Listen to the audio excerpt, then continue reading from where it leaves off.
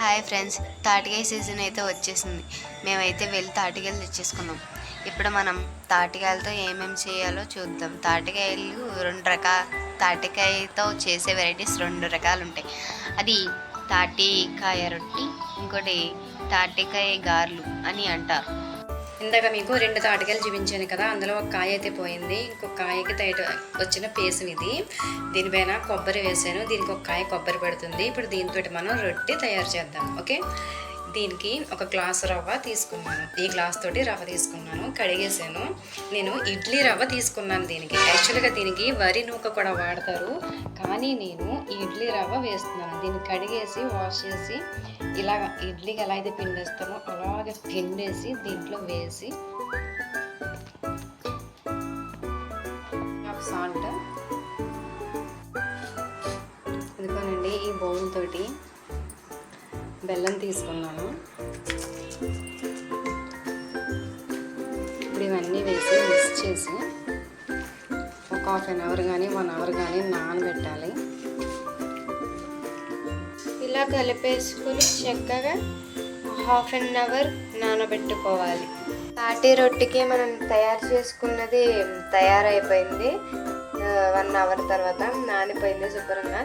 ఇప్పుడు మనం అయితే ప్యాన్ పెట్టుకుని దాంట్లో కొంచెం ఆయిల్ వేసుకోవాలి.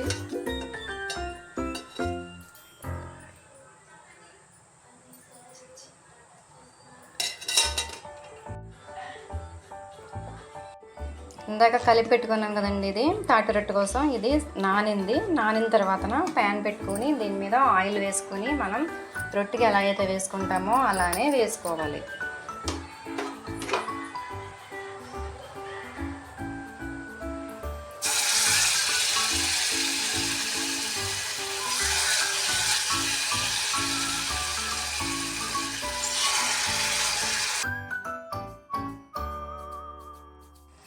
చూసారండి, ఇలాగా వేసుకొని ఆయిల్ కూడా పైకి ఇలా వచ్చేలా వేసుకొని దీన్ని ఇలా సాఫ్ట్గా చేసుకొని విజిల్ లేకుండా పాన్ మూత పెట్టుకోవాలి.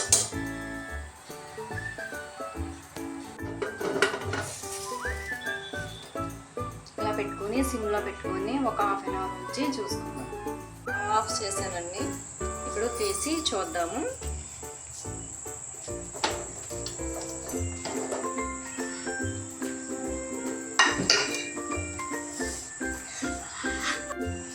ఉడికిందో లేదో చూద్దాం ఒకసారి నైఫ్తో కట్ చేసి.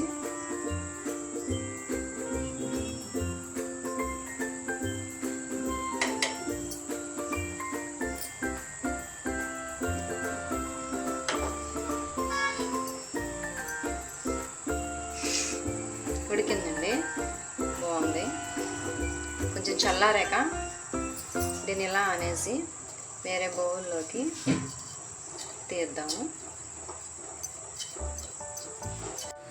ఫైనల్గా ఇలా వచ్చిందండి. మేము చాలా బాగా ట్రై చేసాం కేక్ కింద రావడానికి, కానీ రాలేదు. ఏం చేయలేము ఇంకా. సరే అండి, మీకు ఇలా వీడియో నచ్చితే లైక్ చేసి, షేర్ చేసి, కామెంట్ చేసి, subscribe and thank you for watching.